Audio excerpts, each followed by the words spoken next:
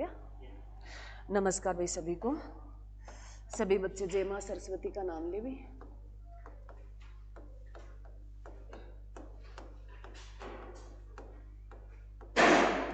अरे क्या कर रहे हो तुम? क्या पढ़ रहे हैं मेरे बच्चों? हिस्ट्री। और एक ये ध्यान रखें भी सभी बच्चे, हिस्ट्री में हमारा प्राचीन भारत चल रहा है मेरे बच्चों। जो नए बच्चे हैं वो थोड़ा सा ध्यान दे भी, जो पुराने कंटिन्यू है उनको तो दिक्कत नहीं है। हमारा क्या चल रहा है? प्राचीन भारत चल रहा है। प्राचीन भारत, प्राचीन भारत में अभी तक जो है हमने कर लिए हैं मेरे बच्चों, प्रयाग ऐतिहासिक काल कर लिया है, आदि ऐतिहासिक काल कर लिया और ऐतिहासिक काल है चल रहा है। प्रयाग ऐतिहासिक काल जिसमें हमने पढ़ा भी जो है, क्या पढ़ा प्रयाग ऐतिहासिक में? हाँ जी, प्रयाग ऐतिहासिक काल कैसा काल है? जिसमें हमें कोई लिखित में सबूत है नहीं मिले। लिखित में नहीं मिले तो हम पढ़ते कहाँ से? तो इसमें जो है मेरे बच्चों ये पूछा जाता है एग्जाम में, प्रयाग ऐतिहासिक काल है, क्या उसके लिखित सबूत मिले? नहीं मिले। तो उसमें हमने जो पढ़ा वो क्या पढ़ा था? पाषाण काल पढ़ा था। क्या पढ़ा था? हाँ, पाषाण काल। पाषाण काल मेरे बच्चों पत्थरों से जाना हमने, जिसमें हम पढ़ते हैं पूरा पाषाण काल, मध्य पाषाण काल और नव पाषाण काल। पूरा पाषाण काल से क्वेश्चन आता है आपका भी जो है, पाषाण काल के लोग थे, उन्होंने आग का आविष्कार कब कर लिया था? तो पूरा पाषाण काल में कर लिया था। और मध्य पाषाण काल की अगर बात करें तो उसमें क्वेश्चन पूछा जाता है भी उन्होंने जो शिल्प जो चित्रकारी थी वो कब सीख ली थी? मध्य पाषाण काल में सीख ली थी। और उन्होंने कहते भी दाह संस्कार करना सीख गए थे वो, और मध्य पाषाण काल में स्वास्तिक की खोज हो गई थी। स्वास्तिक मेरे बच्चों समझते हो, जिसको सांख्या बोलते हैं हम हमारी भाषा में। और नव पाषाण काल की अगर बात करें तो मेरे बच्चों उन्होंने पहिए की खोज कर ली, मकान बनाना सीख गए और खेती करना सीख गए थे और पशु पालना सीख गए थे। तो उसके बाद हमने मेरे बच्चों दूसरा जो आदि ऐतिहासिक काल किया। आदि ऐतिहासिक काल में हमने पढ़ा भी जो लिखित में हमें कुछ मिला तो है परंतु हम पढ़ नहीं पाए, तो उसमें हमने पढ़ी सिंधु सभ्यता। सिंधु सभ्यता के हमने सारे पढ़ लिए थे भी। सिंधु सभ्यता को 4 नामों से जाना जाता है। सिंधु सभ्यता क्योंकि वो सिंधु नदी के किनारे पनपी थी, इसलिए इसे सिंधु सभ्यता कहा गया। और हड़प्पा सभ्यता, क्योंकि हड़प्पा सभ्यता इसलिए कहा गया, पहला स्थान ही हड़प्पा खोजा गया था तो इसे हड़प्पा सभ्यता कहा गया। दूसरा उसे मेरे बच्चों कांस्य सभ्यता कहा गया। क्या कहा गया? कांस्य सभ्यता कहा गया, क्योंकि जो तांबा सभ्यता थी वो कौन सी थी? पाषाण सभ्यता थी। कौन सी थी? याद रखना मेरे बच्चों, ये 3 युग है। जो पाषाण युग जो है उसको हम क्या बोलते हैं? तांबा युग भी बोलते हैं। और सिंधु सभ्यता को हम कांसा युग भी बोलते हैं, क्योंकि यहाँ तांबा में अगर हम 3 प्लस कर देते हैं तो क्या बन जाता है? कांसा बन जाता है। ठीक है। और इसमें जो है, और इसको क्या बोला जाता था? नगरीय सभ्यता बोला जाता था। चारों नाम बता दिए मैंने, सिंधु सभ्यता, हड़प्पा सभ्यता, कांस्य सभ्यता और नगरीय सभ्यता। नगरीय सभ्यता क्योंकि वो प्रॉपर, जैसे वर्तमान में अगर चंडीगढ़ की बात करें, ग्रिड पद्धति के द्वारा बसा हुआ शहर है था मेरे बच्चों, जिसमें जो है शहर जो है 90 डिग्री के कोण पे सड़कें काटती थी, उनके जो अच्छी निकासी थी, जल निकासी बहुत अच्छी थी, तो इसलिए। उसके बाद हमने पढ़ा कौन सा? ऐतिहासिक काल। ऐतिहासिक काल जिसमें हमें बुक्स वगैरह मिली, अलग अलग जो है लेखकों की, कवियों की, तो और वेद मिले जो हमें जानकारी देते हैं और हमने पढ़ भी लिए। तो ऐतिहासिक काल कैसा रहा? जिसके हमें लिखित में मिले और हम पढ़ भी पाए, जिसमें हम जो है वैदिक काल पढ़ते हैं। वैदिक काल हम 2 टाइप से पढ़े, एक जो है पूर्व वैदिक काल, एक उत्तर वैदिक काल। पूर्व वैदिक काल में ऋग्वेद की खोज हो गई थी और उत्तर वैदिक काल में जो बाकी 3 वेद बच गए, कौन कौन से? सामवेद, यजुर्वेद और अथर्ववेद की। ठीक है, ये हमने पढ़ लिया था। उसके बाद हमने पढ़ा मेरे बच्चों, क्या पढ़ा? हमने धर्म पढ़े। धर्म पढ़े थे ना, धर्म पढ़े हमने। उसमें जैन धर्म की बात की, बौद्ध धर्म की बात की। उसके बाद जो है हमने महाजनपद किए, महाजनपद पढ़े। धर्म जो है अन्य धर्मों के मैंने लिखा दिए थे, ये 2 प्रॉपर जहां से एग्जाम में क्वेश्चन है आता है। उसके बाद जो है हमने क्या? महाजनपद पढ़े। और महाजनपद कितने हैं? 16 है। और ये 16 महाजनपद है, ये कौन सा बौद्ध ग्रंथ बताता है? अंगुत्तर निकाय। और जैन ग्रंथ की बात करें तो भगवती सूत्र। जैन ग्रंथ की बात करें तो भगवती सूत्र जो हमें बताते हैं 16 महाजनपदों के बारे में, और बौद्ध ग्रंथ की बात करें तो अंगुत्तर निकाय हमें 16 महाजनपद के बारे में जानकारी देते हैं। जैसे ये पहले कबीला आया, फिर जन बना, फिर जनपद बना और फिर महाजनपद बना। क्लियर? ऐसे। उसके बाद जो है मेरे बच्चों महाजनपद में हमने आगे जो शुरू किया था भी, महाजनपद में सबसे बड़ा साम्राज्य जो उभर कर आता है मगध साम्राज्य आता है। क्या आता है? मगध साम्राज्य। मगध साम्राज्य में मेरे बच्चों जैसे उसके वंश पूछता है तो पहले हर्यक वंश आता है। हर्यक वंश जो जिसके संस्थापक है बिंदुसार थे। उसके बाद जो है वंश आता है, कौन सा आता है? शिशुनाग वंश आता है, जिसके संस्थापक शिशुनाग वंश थे और जो है शिशुनाग थे। उसके बाद कौन सा आता है? नंद वंश आता है। नंद वंश मेरे बच्चों जिसका महापद्मानंद जो है संस्थापक थे और अंतिम राजा घनानंद था। घनानंद के बाद घनानंद को पराजित करता है चाणक्य की सहायता से चंद्रगुप्त मौर्य और मौर्य वंश की नींव रखता है। तो मौर्य वंश शुरू होता है। मौर्य वंश में पहला राजा आता है चंद्रगुप्त मौर्य आता है। उसके बाद उसका बेटा बिंदुसार आता है। उसके बाद उसका बेटा अशोक आता है, जो अशोक की हम कल तक बात कर रहे थे। क्लियर?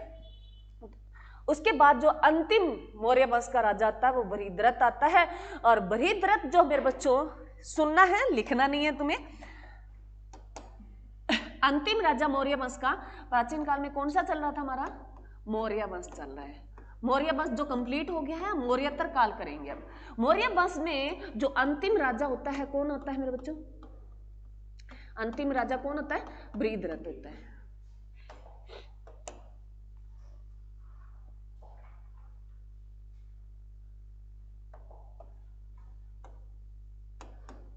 बृहद्रथ होता है अंतिम राजा बृहद्रथ होता है। राजा तो अशोक के बहुत आएंगे, बहुत सारे राजा आएंगे, परंतु उनकी कमजोर नीति, उनकी कूटनीति अच्छी नहीं थी, उनका करैक्टर अच्छा नहीं था, उन्होंने काम नहीं किया अपना। तो जब काम नहीं करता जनता खुश नहीं होती और उनका अस्तित्व अपने आप खत्म हो जाता है। तो परंतु अंतिम राजा का नाम पढ़ते हैं हम भी। मौर्य वंश का अंतिम जो राजा था वो बृहद्रथ था। इस बृहद्रथ को जो पराजित किया था इसी का सेनापति था। कल मैंने तुम्हें बताया था सेनापति कौन था मेरे बच्चों? पुष्यमित्र। पुष्यमित्र शुंग था।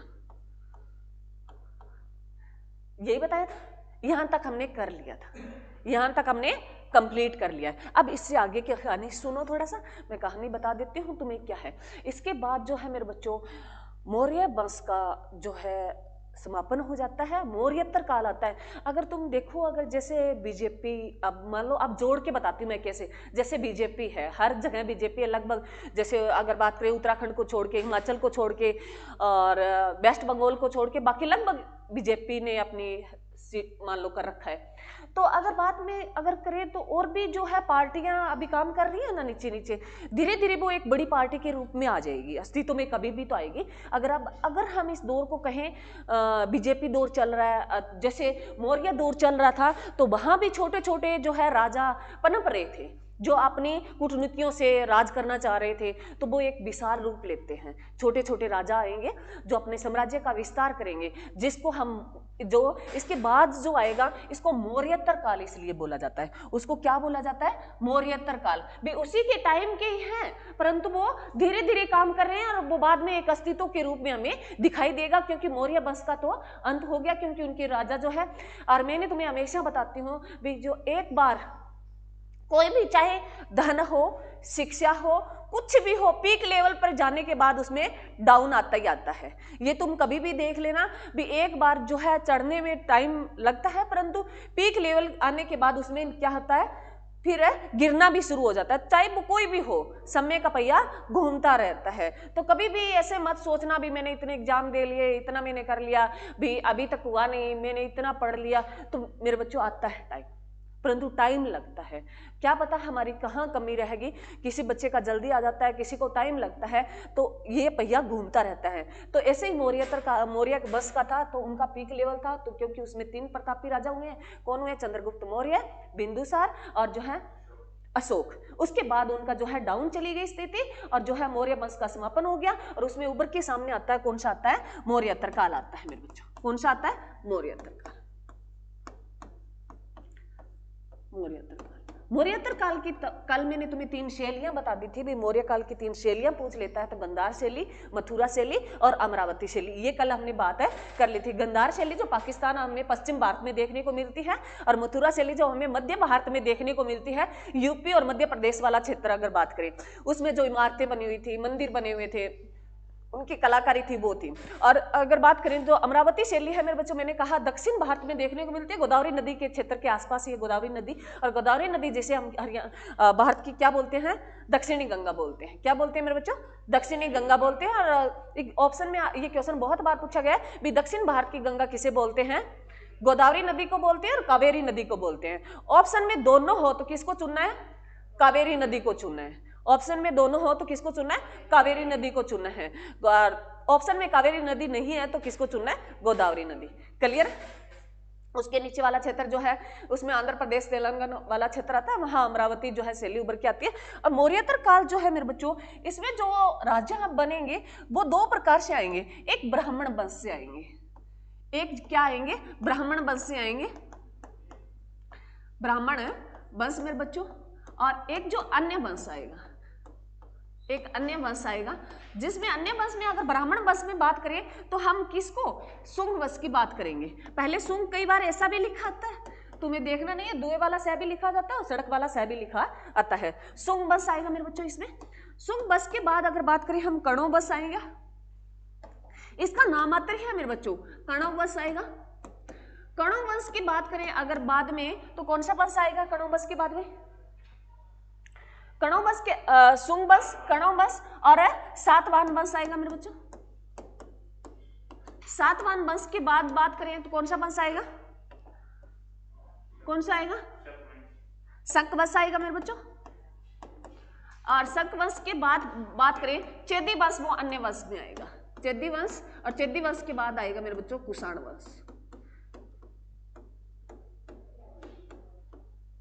ये आज मैं सारे निपटा दूंगी, बस बिल्कुल तुम्हें संस्थापक और लिखने हैं। हाँ, अब अगर मौर्योत्तर काल में ये वंश जो हम करेंगे, उसके बाद जो हमारा कुषाण वंश के बाद जो हमारा गुप्त वंश है शुरू हो जाएगा, गुप्त काल है हमारा शुरू हो जाएगा, जिसमें हम चंद्रगुप्त के बारे में पढ़ेंगे। तो क्लियर है मेरे बच्चों, नोट करो भाई, ये नोट कर लो, कोई बात नहीं। इस वंश के और ऐसा सीक्वेंस में पूछता है।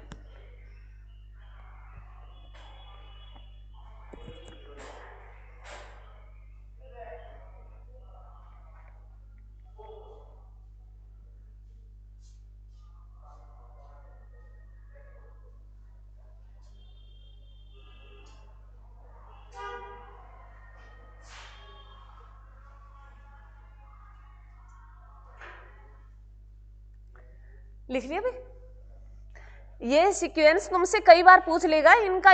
इसमें पढ़ने वाला एक सातवाहन वंश के बारे में कॉमन बात है, वो मैं तुम्हें बता दूंगी, बाकी इनके संस्थापक ही करेंगे। और इसमें जो कुषाण वंश के बारे में पूछा जाता है, बाकी ये पूछ लेता है भी इनमें जो वंश है कौन कौन से सीक्वेंस में चले। तो सुंग वंश आएगा, सुंग वंश के बाद कणो वंश आएगा, कणो वंश के बाद सातवाहन वंश आएगा, और सातवाहन के वंश के बाद शक वंश आएगा, और शक वंश के बाद चेदी वंश आएगा, और चेदी वंश के बाद कुषाण वंश आएगा। ये मौर्योत्तर काल के वंश है मेरे बच्चों। क्या है ये, मौर्योत्तर काल के वंश है।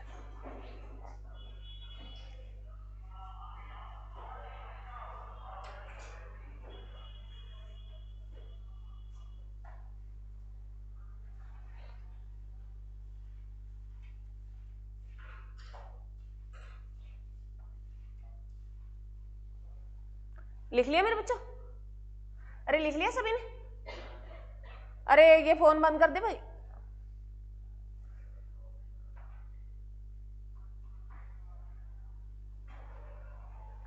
चल हो गया सभी का, पीछे ये नोट कर लिया भाई। चल जो नए बच्चे आए हैं वो अभी आए हैं, लेट आए हैं भाई, तो वो कर लें एक दूसरे से देख के, नहीं तो वो समझ ले, मैं सारे ये दोबारा रिपीट करूंगी अभी। तो पहले हम कौन सा वंश पढ़ेंगे मेरे बच्चों, कौन सा वंश पढ़ेंगे रे, सुंग वंश। कौन सा वंश पढ़ेंगे, सुंग वंश पढ़ेंगे। कौन सा वंश, सुंग वंश। आवाज नहीं आ रही भाई तुम्हारी, सुंग वंश पढ़ेंगे। सुनो मेरे बच्चों, सुंग वंश जो है, मौर्य वंश का अंतिम राजा कौन था, बृहद्रथ था। बृहद्रथ को पराजित कौन करता है, उसका सेनापति पुष्यमित्र सुंग करता है। तो सुंग वंश के संस्थापक कौन होंगे, हाँ जी, इसके संस्थापक अगर बात करें पुष्यमित्र सुंग। जो क्या करता है मेरे बच्चों, पुष्यमित्र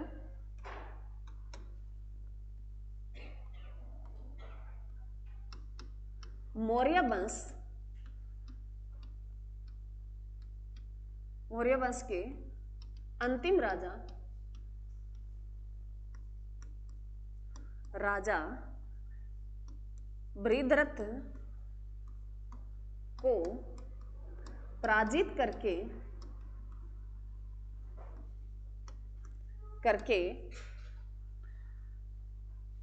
बृहद्रथ को पराजित करके शुंग वंश की नींव रखता है मेरे बच्चों। ये कॉमन सेंस है, तुम्हारी लाइन कैसे तुम अपनी मर्जी से लिख सकते हो। मौर्य वंश को जो है वो पराजित करके किस वंश की नींव रखता है, शुंग वंश की नींव रखता है। क्लियर है मेरे बच्चों? अरे क्लियर? इसी पुष्यमित्र शुंग ने मेरे बच्चों दो, इसका पूछा जाता है, दो अश्वमेध जो है यज्ञ किसने करवाए थे, पुष्यमित्र शुंग ने करवाए थे। अब पुराने बच्चे मेरे को ये बताएं मेरे बच्चों, इसने दो क्या करवाए थे, एक मिनट, मैंने गलत लिख दिया, अश्वमेध यज्ञ करवाए थे। अब कोई पुराना बच्चा जो मैंने तुम्हें करवाया यज्ञ सारे करवा दिए थे ना, हाँ बताएं तो अश्वमेध जो यज्ञ है मेरे बच्चों ये क्या होता है, राजा को चुनौती देने के लिए करवाया जाता है। अगर तुमसे क्वेश्चन पूछा जाएगा भी जो है असो जो यज्ञ 2 बार किसने करवाए थे, तो किसने करवाए थे, पुष्यमित्र शुंग ने करवाए। किसने करवाए, पुष्यमित्र शुंग ने करवाए। मेरे बच्चों ये कॉमन सेंस है, तुम्हारे क्वेश्चन ऐसे, यहाँ क्वेश्चन थोड़ी लिखा रही हूँ मैं, तो तुम्हें पढ़ा रही हूँ, क्वेश्चन तो तुम्हें बनाने। तो मैंने कहा भी थ्योरी पढ़ने के बाद कॉमन सेंस से भी क्वेश्चन आते हैं, तो तुम्हें बीच की चीजें समझनी है। यहाँ जो है अश्वमेध यज्ञ 2 बार करवाया है, वो किसने करवाया, पुष्यमित्र शुंग ने करवाया है। और ये किसके लिए करवाया जाता है, राजा के प्रभुत्व को चुनौती देने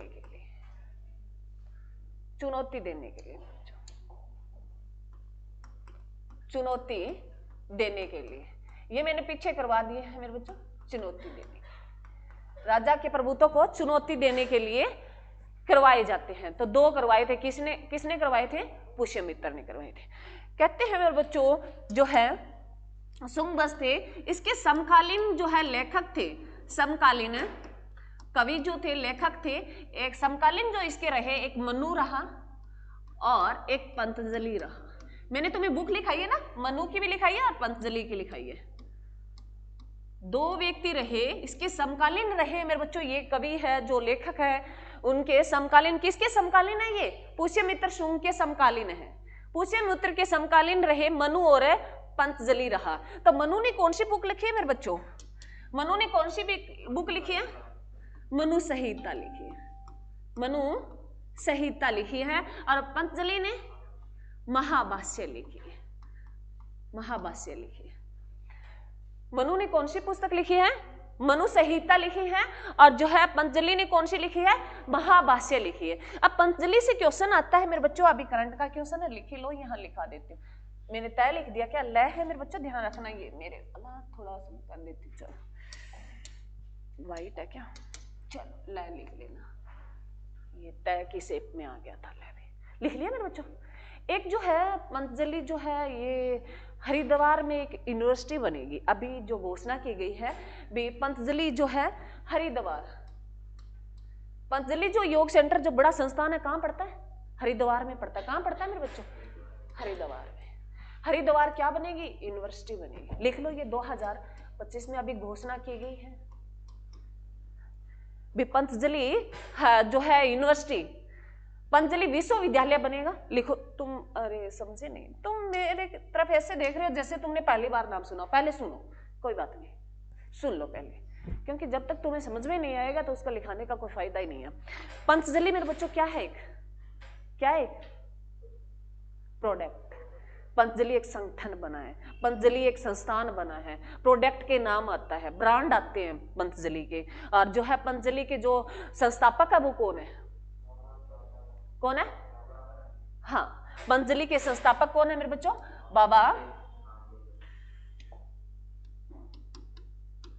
रामदेव, बाबा रामदेव। और ये हमारे हरियाणा से संबंधित है मेरे बच्चों। हरियाणा के कहां के रहने वाले हैं? हाँ जी, हरियाणा के महेंद्रगढ़ के रहने वाले हैं। हरियाणा के महेंद्रगढ़ के रहने वाले हैं कौन? बाबा रामदेव, जो किसके संस्थापक है? ये पंतजलि के। क्लियर है? और जो है ये अगर बात करें मेरे बच्चों, इसका क्वेश्चन भी बहुत आता है। रामदेव जो है हरियाणा जीके में क्वेश्चन आता है इसका। रामदेव जो है इसके गुरु का नाम बताइए। रामदेव के गुरु का नाम कौन था? क्या था? कृष्णदेव था? कृष्णदेव था? लिखो, इसके गुरु का नाम बहुत बार एग्जाम में पूछा गया है। गुरु का नाम कृष्णदेव। कृष्णदेव बहुत बार एग्जाम में आया है। और इसने जो है इसके जो हरिद्वार में इसके संगठन है, वहां से ही प्रोडक्ट बन के आते हैं। पंतजलि के जितने भी ब्रांड आते हैं, कोई भी लो, बिस्कुट आ गई, क्रीम आ गई, शैम्पू आ गया, और जो है हर कोई चीज आई है, बिदलिया आ गया, है ना, हर प्रोडक्ट है जो पंतजलि का बन रहा है। तो ये पंतजलि अगर बात करें तो कहां से बनता है? हरिद्वार से। हरिद्वार कहां पड़ता है? अरे हरिद्वार, जहां हम हमारे अस्थियां बहा के आते हैं। अभी हमारे तो हरिद्वार ही जाते हैं, डेथ हो जाती है तो अस्थियां बहाने हरिद्वार ही जाते हैं हमारे तो। अरे जाते हैं नहीं जाते? चलो जिनके नहीं जाते, हमारे लगभग जो है, अगर हिंदू समाज की बात करते हैं लगभग, तो हमारे हिंदू समाज तो लगभग सारा है, परंतु हमारा जो है अभी पंजाबी समाज आ जाता है, उनके क्या पता, किसी मुस्लिम समाज के भी लोग रह रहे हैं, वो दफनाते होंगे। हमारे तो भाई हरिद्वार फेमस माना गया है, पहले के हमारे बुजुर्ग जो है उनको मानते हैं, वो अलग बात है। अगर हम अब ले जाके, क्योंकि बच्चे इतने, हमारा टाइम इतना बिजी हो गया, शेड्यूल हो गया, अभी अगर हम नेक्स्ट जाके अगर कोई नहर जा रही है उसमें बहा दें तो कोई पता ही नहीं चलता, क्योंकि घर वालों को कह दे भी हम यहाँ तिराए। बच्चे इतने एडवांस के हो गए और करते भी हैं, क्योंकि कौन जाए हरिद्वार। हम इस बात को नहीं मानते, परंतु हमारे जो बुजुर्ग लोग थे वो इस बात को मानते थे भी हरिद्वार जाना चाहिए, वहाँ है उनको मतलब आगे वाला जो है जीवन उनको सही मिले, मतलब उनकी ऐसी सोच थी। और हम कहते हैं मर गया उसका क्या है, अब जाए ना जाए, हड़ियां बहाए ना बहाए, क्या फर्क पड़ता है। परंतु वो नहीं मानते थे, वो अपने प्रॉपर तरीके से रीति रिवाज के अनुसार जाते थे। वो अलग बात है, हमारे पास टाइम कम हो गया, वैसे दूरियां भी तो कम होगी ना, अब रोड अच्छे हो गए, अब तो सुबह अगर चलते हैं जल्दी तो शाम को वापस भी आ जाते हैं। परंतु कई लोग हैं इस बात को नहीं मानते, वो कहते हैं भी क्या है, कई जो है उस राख को खेतों में डाल देते हैं, कई नहीं डालते, कई शमशान भूमि से डरते हैं, कई नहीं डरते, है ना। अरे डरते हो या नहीं डरते? शमशान भूमि से डर लगता है? क्या लिखा होता है उस पे? शमशान भूमि के आगे क्या लिखा होता है? क्या लिखा होता है बताओ रे? देखिए किस किस ने शमशान भूमि देखी अपने गांव की? सभी ने देख रखी है। क्या नाम लिखा होता है उसके आगे? शिवपुरी। और भी लिखा होता है स्वर्ग द्वार, लिखा नहीं होता? तो कहते हैं भी वहां जाने से स्वर्ग मिलता है। और अब तो शमशान भूमियां भी अच्छी बनने लगी है, वहां फूल वगैरह है, पहले तो ऐसे ही पड़ा रहता था, अब उनकी साफ सफाई भी रहती है। तो कई कई अगर गांव में देखे तो बहुत अच्छी होती है, मन भी करता है, परंतु फिर वहां से वापस लौट के नहीं आया जाता, क्योंकि कहते हैं ना अभी शमशान भूमि में जाने के बाद कह देते हैं भी वापस लौटना मुश्किल हो जाता है, वो कोई ननिहाल थोड़ी है, हम 5-7 दिन देख के चले आएंगे, है ना, दूसरा जन्म होगा तभी आएंगे। तो मेरे बच्चों ये जो है अच्छा है, तुम्हें कभी भी लगे, तुम्हें ऐसा लगे भी मेरे पास तुम रील वगैरह देखते हो तो उसमें बताया जाता है, तुम्हें कभी भी गुमान हो या तुम इतने मतलब कोई भी चीज़ से तुम्हें लगे भी हम सक्सेस नहीं हो रहे, हमें कामयाबी नहीं मिल रही है, हमारे पास धन नहीं है, हमारे पास कोई चीज़ की कमी है, तो शमशान भूमि में जाके 2 मिनट आप आराम से देखना भी कितने बड़े महा जो थे वो यहाँ चले गए। जाना वही है, एक ही रास्ता है, एक ही रास्ते से, एक ही घर से आए और एक ही घर जाना है। यहाँ आके बंट गए ना हम, वहां तो एक ही घर से आए और एक ही घर है जाना है। फिर भी हम तेर मेर धन का और अपने धन पाने के लिए हम अपने भाइयों की, अपने बहनों की, अपने रिश्तेदारों की, अपने आस पड़ोस से झगड़ते रहते हैं। लकड़ी भी उठा ली तो भी झगड़ा, थेपड़ी भी उठा ली तो भी झगड़ा, मिट्टी भी अगर खेत में एक डोले से मिट्टी, क्योंकि वो गंदा मारते हैं तो मिट्टी डालते हैं ना पानी रोकने के लिए, मिट्टी भी उठा ली तो भी झगड़ा। तो मतलब एक सपोज करो, तुम सोच के देखना भी जाना ही वही है तो क्यों लड़ना। तो ये छोटी छोटी बातें हैं मेरे बच्चों, पढ़ाई के साथ तुम ये भी जोड़ के रखा करो, अपने घर वालों को थोड़ा थोड़ा धीरे धीरे समझाया करो। मैंने बहुत देखा है, झगड़ा होता है, लड़ाइयाँ होती है, कोर्ट कचहरी में जाते हैं, न्यूज़पेपर डेली भर के आता है, पैसे लगते हैं, लगते हैं नहीं लगते, इंसान चला जाता है, वापिस आता है नहीं आता। अरे भाई भाई में कौन सी क्यारी, अरे तू रख ले, कोई क्यारी में तेरे ज्यादा हो तो तू रख ले, कुछ नहीं फर्क पड़ता मेरे बच्चों। ये हमारा मन का भ्रम है। मैंने तुम्हें एक दिन भी बताया भी हाँ पढ़ाई करनी है मेरे बच्चों, तुम्हें मतलब मस्ती भी करनी है, पढ़ाई भी करनी है, परंतु इतना भी तुम उस पर गुमान मत करना भी तुम पढ़ाई के लिए बहुत कुछ खो दो। ठीक है, वो साथ चलो, साथ रखो, पढ़ते रहो। 24 घंटे बहुत होते हैं मेरे बच्चों, अगर सोच के देखे 24 घंटे में तुम 5-6 घंटे आराम से पढ़ रहे हो तो भी कोई दिक्कत नहीं है। बाकी तुम काम भी किया करो, मैं ये नहीं कहती, मैं तो हमेशा कहती हूँ पढ़ लो, काम करो, झाड़ू लगाओ, बस वो रटते हो, याद हो जाएगा, घर वालों को भी ना लगे, पड़ोसियों को ना लगे, तो किसी चीज का कोई गुमान है नहीं होना चाहिए। तो मेरे बच्चों पतंजलि से हरिद्वार में जो अब सुनना, हरिद्वार में पतंजलि नाम की एक यूनिवर्सिटी खुलेगी। हरिद्वार कहाँ पड़ता है? उत्तराखंड में पड़ता है। कहाँ पड़ता है? उत्तरांचल में पड़ता है। उत्तराखंड था पहले मेरे बच्चों, अब क्या बन गया? उत्तरांचल बन गया है। तो कहाँ पड़ता है मेरे बच्चों? उत्तरांचल। हरिद्वार कहाँ पड़ता है? उत्तरांचल में पड़ता है। क्लियर है? उत्तराखंड भी बोलते थे पहले उसको, याद रखना। वहां कौन सी यूनिवर्सिटी बनेगी? पतंजलि यूनिवर्सिटी बनेगी हरिद्वार में। अभी ये आज ही का करंट का क्वेश्चन है, ठीक है? अरे क्लियर है? तो पतंजलि से याद आया मेरे बच्चों, एक जो है योग दिवस मनाया जाता है। योग दिवस मनाया जाता है ना? योग दिवस कौन सी तारीख को मनाते हैं? हाँ जी, 21 है जून। और कौन सा योग दिवस? अंतरराष्ट्रीय योग दिवस। अंतरराष्ट्रीय है ना? अरे है या नहीं? अंतरराष्ट्रीय क्या होता है? नहीं मेरे बच्चों, अलग है।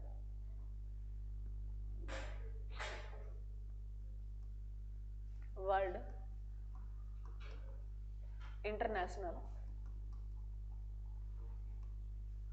नेशनल और राजकीय स्टेट, चारों अलग है। सुनो, ये भी तुम्हारा क्लियर होना जरूरी है मेरे बच्चों। क्या पता तुमसे कोई पूछ ही ले। वर्ल्ड मेरे बच्चों पूरा ब्रह्मांड, पूरा विश्व। वर्ल्ड में क्या आएगा? विश्व अगर आ जाए विश्व योग दिवस में तो पूरे देश शामिल है उसमें। इंटरनेशनल आ जाए कुछ एक देश शामिल है जो अपनी सहमति से आए। इसमें क्या आएगा? इसमें सारे ऑल आएंगे, ऑल कंट्री। इसमें आएंगे सम कंट्री।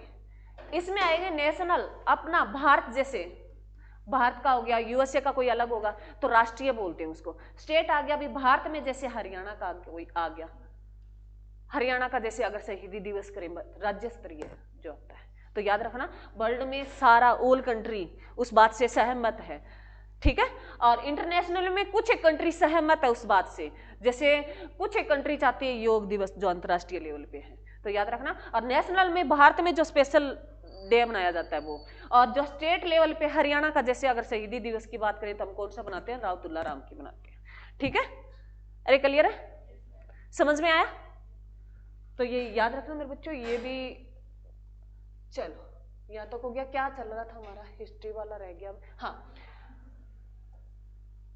क्लियर है मेरे बच्चों? तो ये पतंजलि का था मेरे बच्चों। समकालीन किसके समकालीन थे? मनु और पतंजलि किसके थे? पुष्यमित्र शुंग के थे। किसके थे? पुष्यमित्र शुंग के थे। क्लियर है? उसके बाद जो है इसका शुंग वंश का अंतिम राजा आता है अग्निमित्र शुंग आता है मेरे बच्चों। लिखो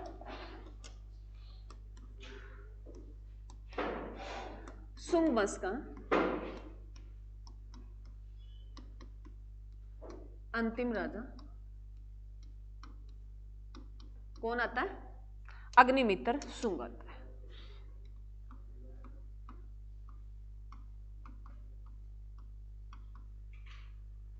शुंग आता है। परंतु इसकी जानकारी हमें देते हैं कालिदास की पुस्तक है मेरे बच्चों। वो जानकारी हमें इसके बारे में जानकारी कौन सी पुस्तक देगी? एक कालिदास की पुस्तक है अग्निमित्र है शुंग के बारे में हमें जो जानकारी देगी वो कालिदास की पुस्तक है, कालिदास की पुस्तक है मेरे बच्चों। कौन सी है रे? कौन सी है? मालवा, हाँ मालविका है मेरे बच्चों, मालवी, हाँ जी, विका अग्निमित्र।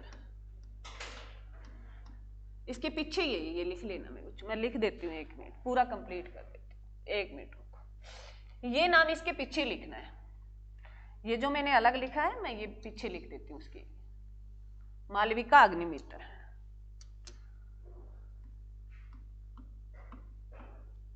किसकी पुस्तक है ये? कालिदास की। कालिदास की एक पुस्तक और है मेरे बच्चों, मेघदूत। मेघदूत किसकी पुस्तक है? कालिदास की। बहुत बार एग्जाम में आई है मेघदूत पुस्तक, बहुत बार एग्जाम में आई है। मेघदूत किसकी है? कालिदास की। और कालिदास की भी कौन सी पुस्तक है? मालविका अग्निमित्र, जो किसके बारे में जानकारी देती है? शुंग वंश के अंतिम राजा अग्निमित्र के बारे में हमें जानकारी देती है। क्लियर है? अरे क्लियर है? चलो आगे लिखो, कर्णवंश।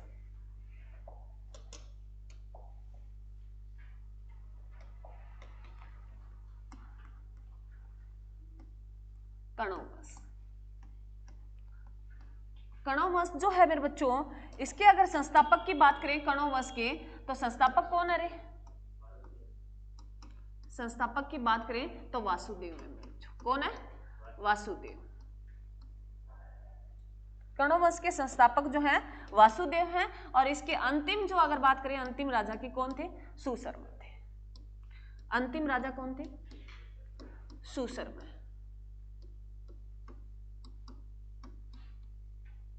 सुशर्मा। इसी सुशर्मा को जो पराजित करेगा सातवाहन वंश का राजा सिमुक है, और वो सातवाहन वंश की नींव रख देगा। इसी सुशर्मा को पराजित करके आगे जो वंश आएगा मेरे बच्चों पढ़ेंगे, कौन सा पढ़ेंगे? सातवाहन वंश। सातवाहन वंश, इसके बारे में ज्यादा कुछ नहीं है, बस इतना ही है, एग्जाम में इतना ही पूछा गया है। सातवाहन वंश ये अच्छा वंश है और इसके बारे में क्वेश्चन आता है।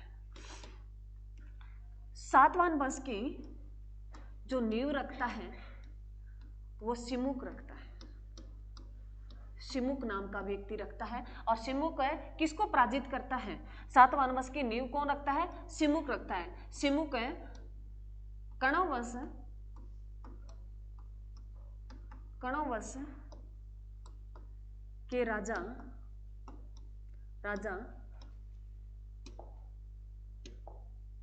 सुशर्मा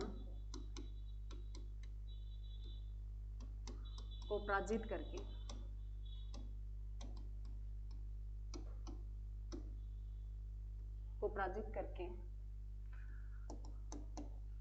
सातवाहन वंश की नींव रखता है।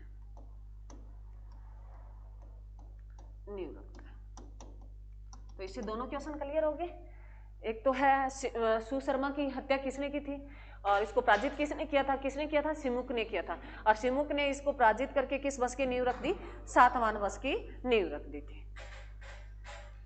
सातवाहन वंश जो है मेरे बच्चों, ये कहते हैं भी इन्होंने अपनी राजधानी पैठन को बनाया था, जो प्रतिष्ठान बोलते हैं पैठन को। इससे क्वेश्चन आता है एग्जाम में, क्वेश्चन एक ही आता है इससे भी सातवाहन वंश जो था वो मातृ समाज था। माता का नाम, इसके एक राजा का जिक्र जो किया जाएगा, सतकर्णी जो है, श्री सतकर्णी जो है उसका नाम का जिक्र किया जाएगा इसके राजा का, जो मैं लिखाऊंगी तुम्हें। तो उसके नाम के पीछे जो उसके माँ का नाम जुड़ा हुआ था। हमने किस समाज की बात की थी जो समाज अपनी माता के नाम से जाना जाता था? बताओ रे, कौन सा जो सभ्यता थी जो अपने माँ के नाम से जानेंगे? मातृस्तात्मक समाज था। बताओ क्वेश्चन, जिसमें माँ के चलते हो, जो घर का मुखिया होता वो माता होती थी। पढ़ा है ना हमने, सभ्यता पढ़ी थी। कौन सी सभ्यता थी जिसमें मैंने तुम्हें ये बताया था मातृस्तात्मक सभ्यता है ये, और ये भी फिर बाद में बताया भी पितृस्तात्मक सभ्यता है ये। बताओ, ये क्वेश्चन आ गया, सपोज करो तुम्हारे सामने क्वेश्चन और तुम एग्जाम में बैठे हो, ऑप्शन देने की जरूरत है या नहीं है? ऑप्शन देने पड़ेंगे, चलो ऑप्शन देते हो। पाषाण काल, सिंधु सभ्यता, वैदिक काल। 3 ऑप्शन है, चौथा ऑप्शन है इनमें से कोई नहीं। तो बताओ, मातृत्वात्मक समाज जो था वो कौन सा समाज था या कौन सी सभ्यता थी जिसमें माता की चलती थी, पिता घर का प्रमुख होता था, वो माता होती थी? बताओ मेरे बच्चों, ऐसे बात नहीं बनेगी। मैंने तुम्हें हमेशा कहा नहीं, मैंने इतना मैं तुम्हें कुछ नहीं कराती, मैं मेन बात लेके आती हूँ, इसमें मैंने तुम्हें कोई भी चीज ऐसे एक्स्ट्रा नहीं लिखाती, बस मेन छांट के लेके आती हूँ तुम्हारे लिए भी, ये बकवास में लेके नहीं आती। और उनमें से तुम नहीं पढ़ रहे तो मुश्किल कम है। तो मेरे बच्चों, कौन सा समाज था? सिंधु सभ्यता जी थी, वो मातृत्वात्मक समाज था। सिंधु सभ्यता समाज कैसा था? मातृत्वात्मक समाज था। वहां माता मुखिया हुआ करती थी घर की, ठीक है। तो ये भी जो है, अगर बात करें सातवां वंश में, सातवां वंश कैसा था? मातृत्वात्मक समाज था। लिखो ये सातवां वंश मातृत्वात्मक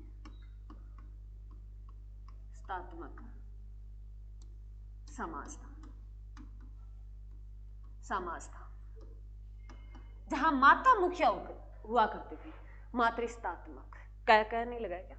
मातृत्वात्मक समाज था जहां मां मुखिया हुआ करती थी। जो बच्चे के नाम हमारे, हम अब जो समाज है मेरे बच्चों, अब कौन सा समाज है? अब इक्वल मत बोलना, कहने में इक्वल है, बाकी पिता की चलती है भाई। नाम के पीछे पिता का ही नाम लगाते हैं। हमसे कोई पूछ ले हम फलाने का किसका है रे, पापा का ही नाम लेते हैं, माँ का नहीं लेते। माँ एक ऐसी पवित्र जगह है जो ननियाल है, वहां माँ के नाम से जाने जाते हैं, बाकी हर जगह पापा के नाम से ही जाने जाते हैं। माँ में हमें पापा के नाम से कोई नहीं जानता भी, ननियाल में वहां हमें बताना पड़ता है मैं उसका क्या चलती, वो अलग बात है भाई। देखो ये अलग बात है भाई, माँ की चलती है। देखो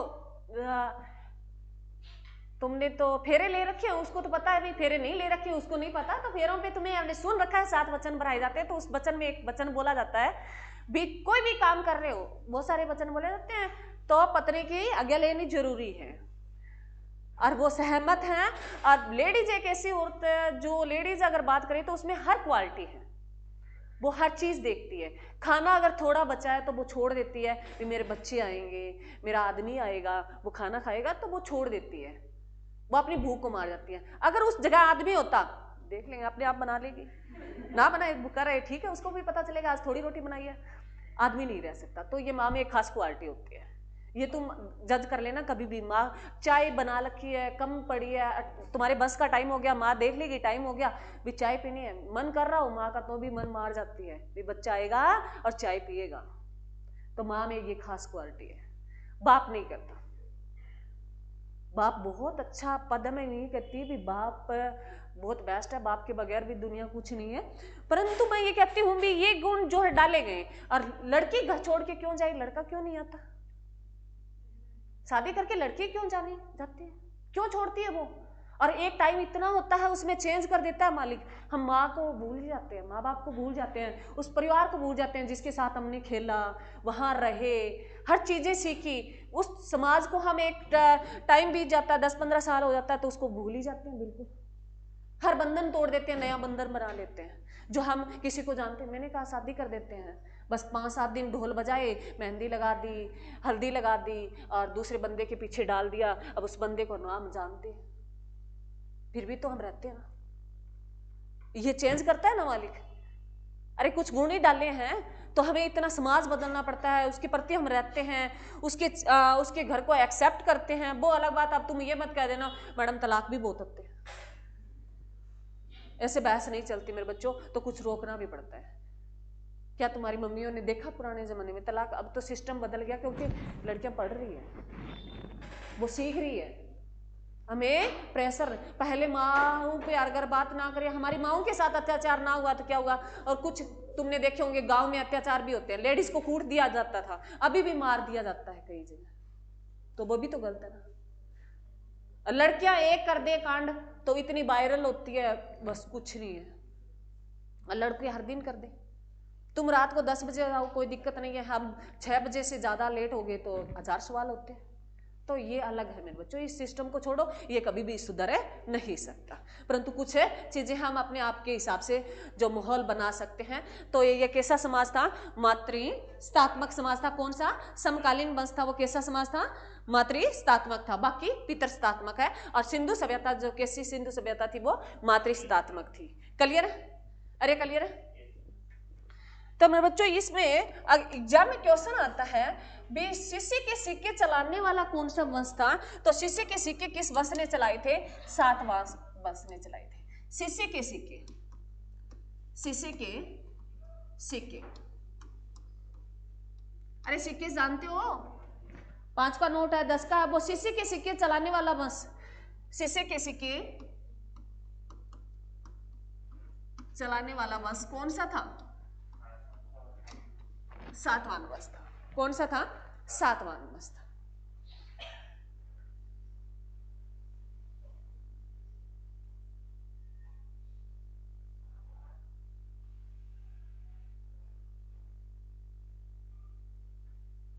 क्लियर है बच्चा? और इनकी जो इस वंश की भाषा हुआ करती थी वो राजभाषा प्राकृतिक हुआ करती थी, प्राकृत। इस वंश की राजभाषा जो थी,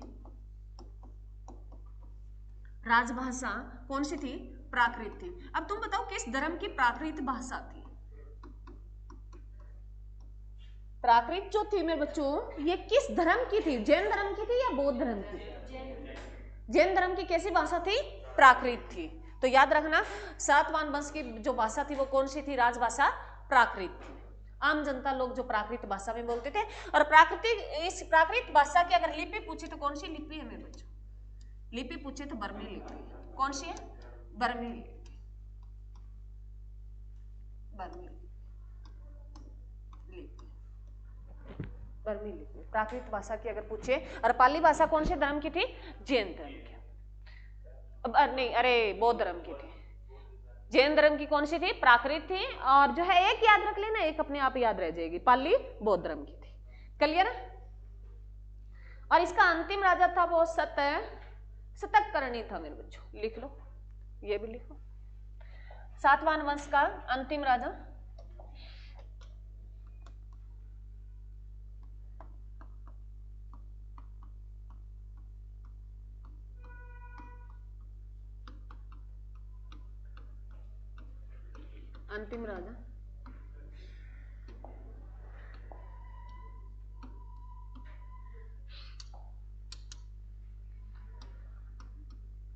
श्री शतकर्णी था।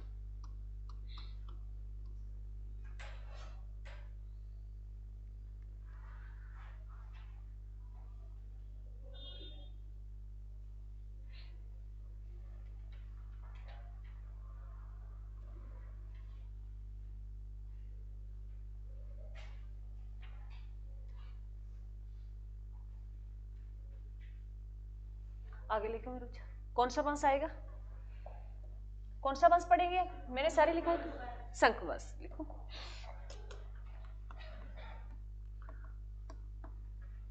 शंख वंश, शंख वंश के जो पहले राजा थे वो राजतुल थे मेरे बच्चों। प्रथम अगर राजा की बात करें तो राजतुल थे। इसके बारे में अंतिम राजा अगर पूछे इसका रुद्रदमन थे। अंतिम अगर राजा पूछे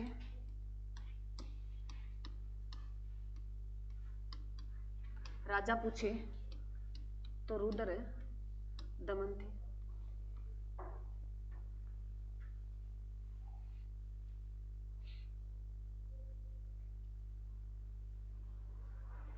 और शक अगर कहें मेरे बच्चों, शक ये जो इनके वंश से मैंने तुम्हें बताया अभी, जैसे मौर्य वंश का पढ़ा तो चंद्रगुप्त मौर्य थे, बिंदुसार था और अशोक मौर्य था। तो वो अपने जैसे अगर जात पात अगर उससे वो वंश का नाम दे देते थे। तो ये किस वंश के हैं? शक वंश के। ये शक जो आए थे ये कहते हैं पूरे ईरान से आए थे। कहाँ से आए थे? पूरे, हाँ ईरान से आए थे, ईरान से आए थे। अगर ये बात करें भी ये शक लोग जो राजा जो मैंने बताया राजतुल था, एक रुद्रदमन था, ये कहाँ से आए थे? तो ये पूरे ईरान से आए थे। कहाँ से आए थे? पूरे ईरान से आए थे। तो ईरान की राजधानी क्या है मेरे बच्चों? ईरान की राजधानी क्या है? तेहरान। तेहरान। तेहरान। ईरान की राजधानी क्या है? तेहरान।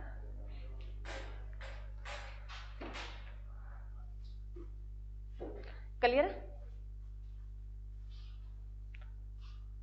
अरे क्लियर है? चलो इसके बाद जो मेरे बच्चों चैती वंश और कुषाण वंश रह गए वो हम नहीं करेंगे। करंट का जो मैंने कल तुम्हें बताया वो कंप्लीट कर देती हूं मैं, ठीक है। इसके बाद जो करंट कल मैंने तुम्हें बताया नरेगा वाली बात की थी,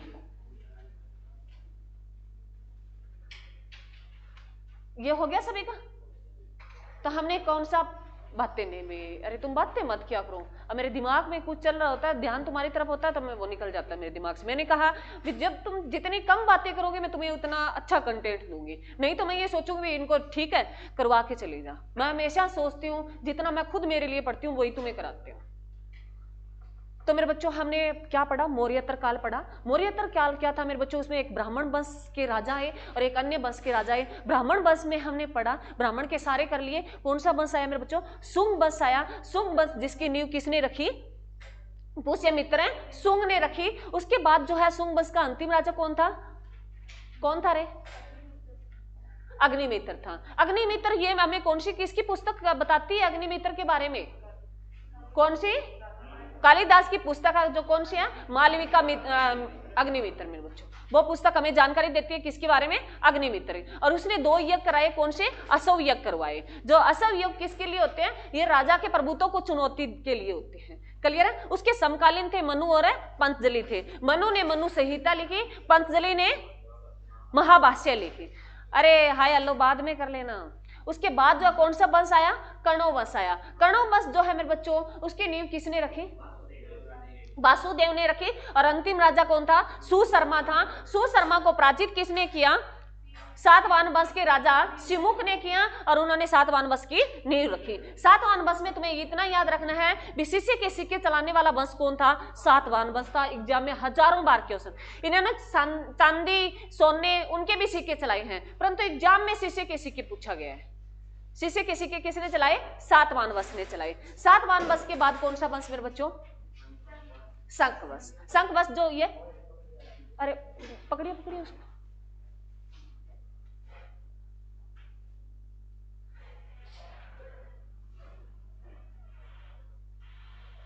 सातवाहन वंश के जो है अंतिम जो शंख जो आए वो शंख कहां से आए? पूर्व ईरान से आए थे। कहां से आए थे? पूर्व ईरान से आए थे मेरे बच्चों, ठीक है। जिसमें हमने 2 राजा की, एक राजतुल की बात की और एक किसकी की? अंतिम राजा कौन था रे? रुद्रदमन था। रुद्रदमन के अभिलेख है, उसके बारे में हम कल बातें करेंगे। अब लिखो तुम। अरे सारे ध्यान इधर करो, कोई बात नहीं सर संभाल लेंगे, इतना कुछ नहीं है। उसको चक्कर आ गया। चलो मनरेगा मेरे बच्चों, मनरेगा कल करवाया था, सुन लो। अरे सुन लो, तुम्हें क्या करना है। मनरेगा जो मेरे बच्चों पहले क्या थी? ये नरेगा थी। पहले क्या थी? ये नरेगा थी। नरेगा एक्ट जो आया था मेरे बच्चों 2005 में आया था। एक्ट कब आया? 2005 में। अब 2025 में इस नरेगा एक्ट की जगह जो कल मैंने तुम्हें लिखाया था वो एक्ट जो लाया गया है राम जी, ये एक्ट है मेरे बच्चों, ये बिल जिसको अगर एक्ट नहीं बोलेंगे, एक्ट तो बाद में बोलेंगे, एक्ट जो है अधिनियम इसका जो है इंग्लिश का बिल, ये लाया गया बिल 2025। तुमसे एग्जाम में क्वेश्चन बनेगा भी नरेगा एक्ट की जगह कौन सा बिल पेश किया गया है। अब सुनो मैं इसकी फुल फॉर्म बता देती हूँ। विकसित भारत, कल मैंने तुम्हें स्टार्टिंग में तो सही बताया, फिर मैंने आगे पीछे कर दिया था। इसका गारंटी है मेरे बच्चों, ठीक है।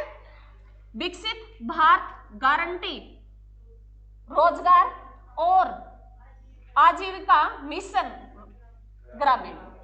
क्लियर है? फुल फॉर्म दोबारा बता रही हूँ। विकसित भारत गारंटी रोजगार और आजीविका मिशन गारंटी, वो ग्रामीण। जी ये पहला गारंटी आएगा, याद रखना। नेक्स्ट जो जी आएगा वो ग्रामीण होगा, ठीक है। ये बिल पेश किया गया है 2025 में। कौन सी तारीख को? 16 को। 16 को 15 दिसंबर को, 15 दिसंबर को। और कहां किया गया? लोकसभा में। कहां किया गया मेरे बच्चों? लोकसभा में। लोकसभा में किसके द्वारा ये बिल लाया गया है? कृषि मंत्री कौन है वर्तमान में? कृषि मंत्री बताओ रे। आवाज आई है? अच्छी है, आवाज सही है। किसी बच्चे ने आवाज निकाली थी। कौन थे? शिवराज चौहान।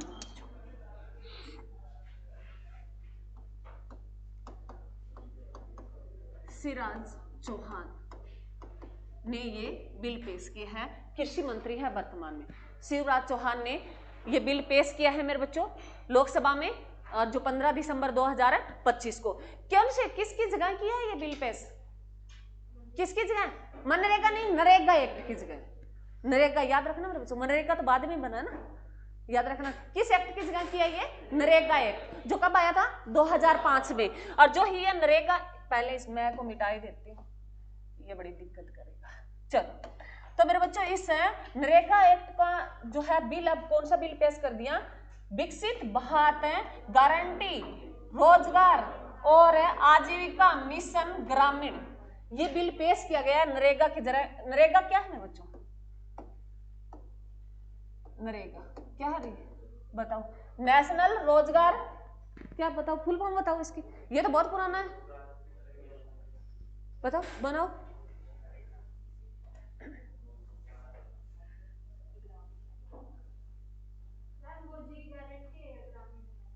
कौन सा जी? बीच वाला जी ग्रामीण गारंटी में आएगा, पीछे वाला ग्रामीण में आएगा। कल मैंने आगे पीछे कर दिया था, पहले तो स्टार्टिंग बताई मैंने, सही बताई, फिर मेरे दिमाग में मैंने सोचा आगे पीछे ना हो जाए। तो पहला गारंटी है, पीछे वाला ग्रामीण है। बताओ इस नरेगा की फुल फॉर्म बताओ, बताओ रे बताओ, जब तक मैं सोचती हूँ तुम्हें क्या कराना, बताओ।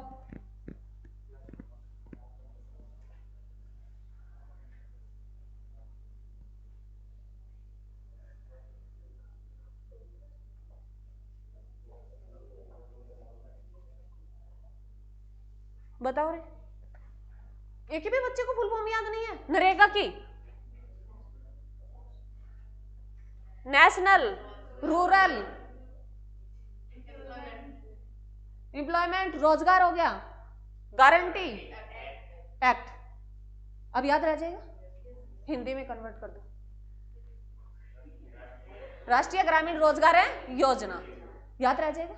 तो मेरे बच्चों ऐसे तुम्हें एग्जाम में अगर तुम्हें पता ही नहीं है तो तुम कैसे बताओगे? फुल फॉर्म आ जाए, सपोज करो फुल फॉर्म आ जाए, तो ये याद रखना मेरे बच्चों, नेशनल रूरल एम्प्लॉयमेंट गारंटी योजना एक्ट। क्लियर? ये आया था 2005 में और इसको लागू किया गया था वो 2 फरवरी 2006 को, 2 फरवरी 2006 को। ये बात मैंने कल तुम्हें लिखा दी थी, परंतु ये बात वाली थोड़ी सी मैंने आगे पीछे करती थी। अब इसका नाम बदला गया, वो पूज्य बापूजी किया गया, इसका नाम बदलकर पूज्य बापूजी रोजगार योजना किया गया है। इसका नाम बदलकर क्या किया गया है मेरे बच्चों? नाम बदला जाएगा, वो क्या किया जाएगा? नरेगा का मनरेगा कब किया गया?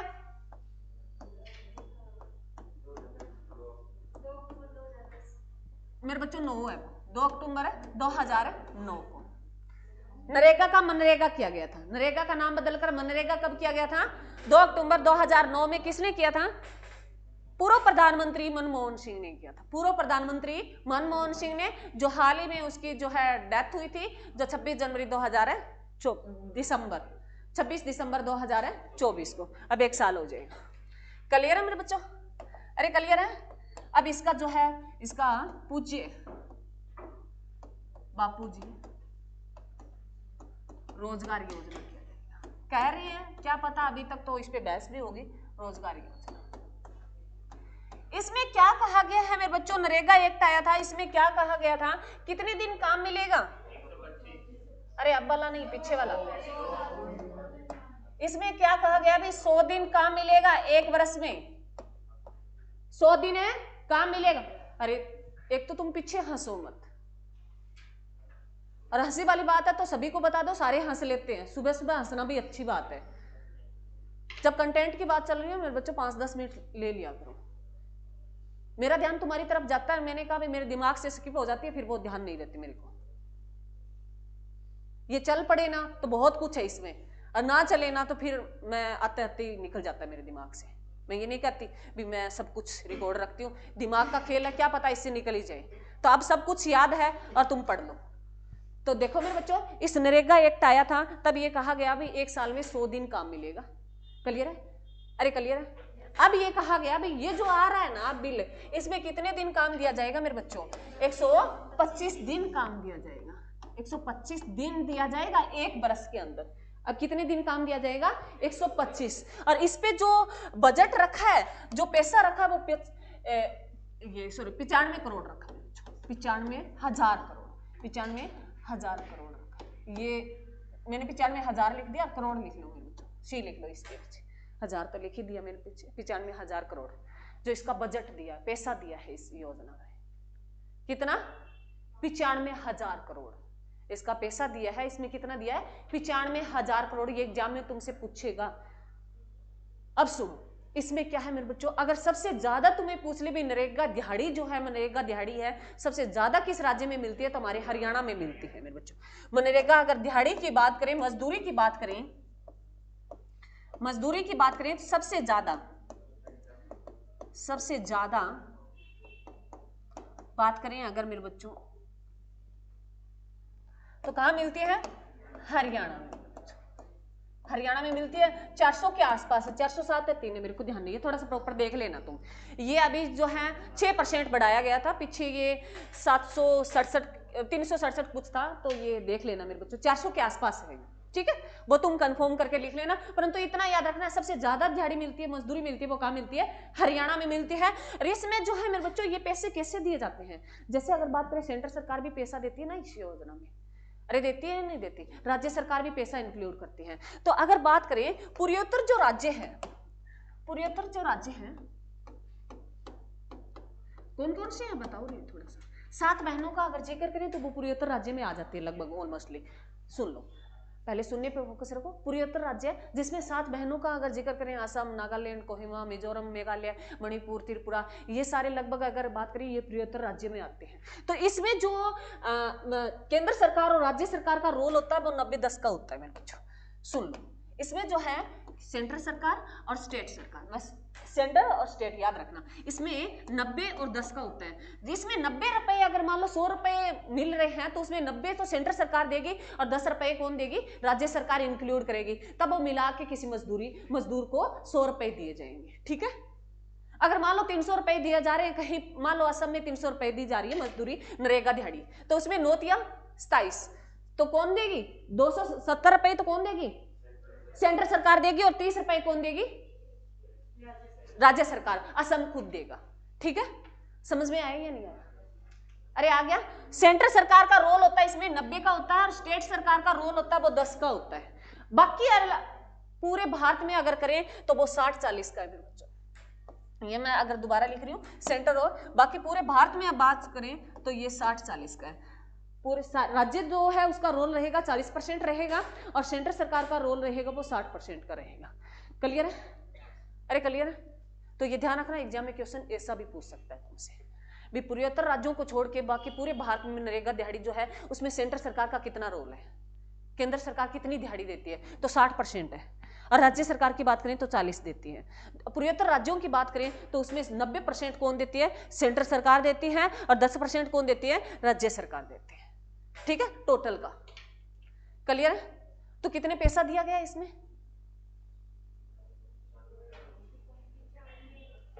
95,000 करोड़ दिया गया। क्लियर है मेरे बच्चों? तो ये था, ये ध्यान रखना। और आगे आगे जैसे बात होती जाएगी। और इसने ये जो बिल पेश करने वाला कौन है? कृषि मंत्री, जो वर्तमान में शिवराज चौहान ने बिल पेश किया है, ये याद रखना। क्लियर है मेरे बच्चों? एक मेरे बच्चों पीवी नरसिम्हा राव अवार्ड दिया गया है, वो डॉक्टर मनमोहन सिंह को दिया गया। वर्तमान में अगर 25 की बात करें तो पीवी नरसिम्हा अवार्ड दिया गया है, वो डॉक्टर है मनमोहन सिंह को दिया गया, ठीक है। और एक तो बात करें मेरे बच्चों, तुम्हें जैसे रैंक लिखाती हूँ, पुराने बच्चे जो है जिन्होंने लिख रखी है वो बताते जाए और उसमें कुछ न्यू करनी है। हमारा 96% जो है इंडेक्स किस में आया है? 99 किस में है? 115 किस में है? 130 किस में है? 118 किस में है? और 131 किस में है? 151 किस में है? 38 किस में है? और जो है उसके बाद कौन सी रहेगी? 102 किस में है? ये हमारे भारत की रैंक आई हुई है अलग अलग। तो ये बताएं, पुराने बच्चों को तो मैंने लिखा रखी है, नए बच्चे वो अपडेट कर लेंगे। अब जैसे हम बात करेंगे तो नए अपडेट कर लेंगे। और थर्ड पूछे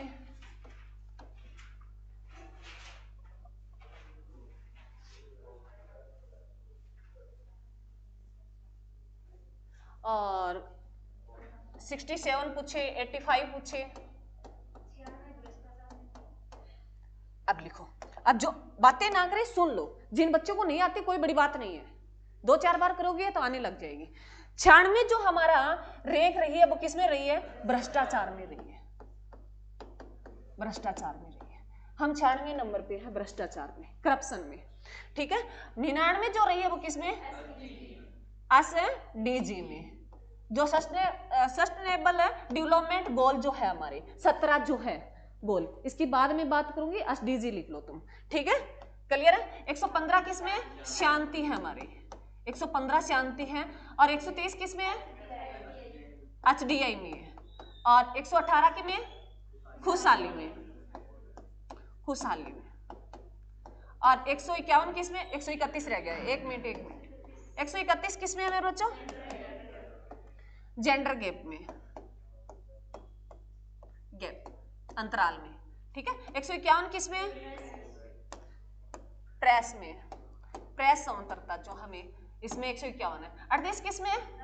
नवाचार, नवाचार है मेरा बच्चा, नवाचार में। 102 किस में? हंगर, भूखमरी में, भूखमरी में। और थर्ड जो है ये पावर, पावर इंडेक्स है, जो अगर सबसे ज्यादा पावरफुल पूछे तो इसमें सबसे पहले पावरफुल 2 है, एक यूएसए, चाइना, और चाइना के बाद तीसरा स्थान हमारा आता है इंडेक्स में। और जो है क्या, नहीं थर्ड आ गया, अब बदल गया, नया डाटा आया, कल का है, फोर्थ फायर में बताऊंगी इसके बाद। चलो 67 बताओ मेरे बच्चों, ये पासपोर्ट में है, पासपोर्ट किस किस का पासपोर्ट है बताऊंगी, ये भी पासपोर्ट की है, तो तुम्हारी वाली क्लियर होगी, दोनों पासपोर्ट में। लिखो, लिख लो एक बार, सारे लिख तो लो।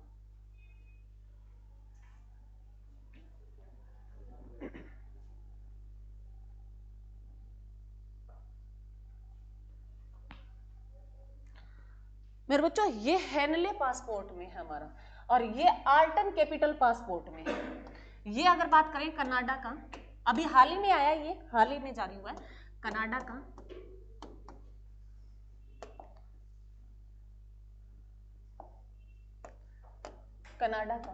Ultron, Ultron passport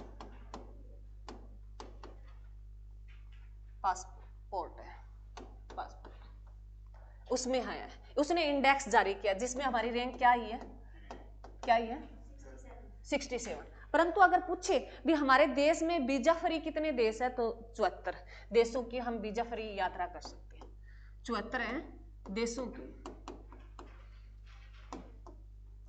visa free यात्रा कर सकते हैं। और पहला इसमें पूछे कनाडा वाले में जो आल्टन जो पासपोर्ट, इसमें जो है इंडेक्स में रैंक आई है, अगर पहले इसमें अगर पूछे भी पहला स्थान कौन किसका रहा है, यूएई का रहा है, यूएई का रहा है, पहला स्थान पूछे किसका रहा है, यूएई का रहा है, किसका रहा है, यूएई। यूएई का जो है मेरे बच्चों, इसकी राजधानी क्या है, यूएई की राजधानी क्या है, अबू धाबी, अबू धाबी पहला स्थान रहा। ये 179 देशों का फ्री वीजा है, इसमें फ्री वीजा यात्रा कर सकते। यूएई का पासपोर्ट जो है पहले नंबर पे है, ये 189 है या 79 है, क्योंकि हिंदी इंग्लिश वालों को ये भी दिक्कत होती है, तुम नए मॉडर्न बच्चे हो, तो 89 है या 79 है, ये 79 है, हाँ, तो 179 देशों का वीजा फ्री है मेरे बच्चों, ठीक है। अरे क्लियर है, ये आल्टन कैपिटल है मेरे बच्चों, आल्टन कैपिटल लिख लेना इसके पास, कैपिटल, कैपिटल आल्टन कैपिटल है। पासपोर्ट इंडेक्स जारी किसने किया है, ये कनाडा ने किया है, तो हमारी रैंक कौन सी आई है उसमें, 67 आई है, क्लियर है। और ये रैंक जो है मेरे बच्चों जितनी मैंने लिखाई है सारे आराम से लिखना, और ये एग्जाम में कहीं ना कहीं तुमसे पूछी ही जाती है, क्लियर है, क्लियर है। और एक जो हमारी अभी हाल ही में हमारी फिल्म जो है होम बाउंड है, होम बाउंड जो फिल्म है करण जौहर की फिल्म, जो उसके निर्देशक है, तो उसकी फिल्म है ऑस्कर अवार्ड के लिए चुनी गई है मेरे बच्चों। कौन सी फिल्म? Home bound. ये याद रख लेना, मैं लिखा देती हूँ।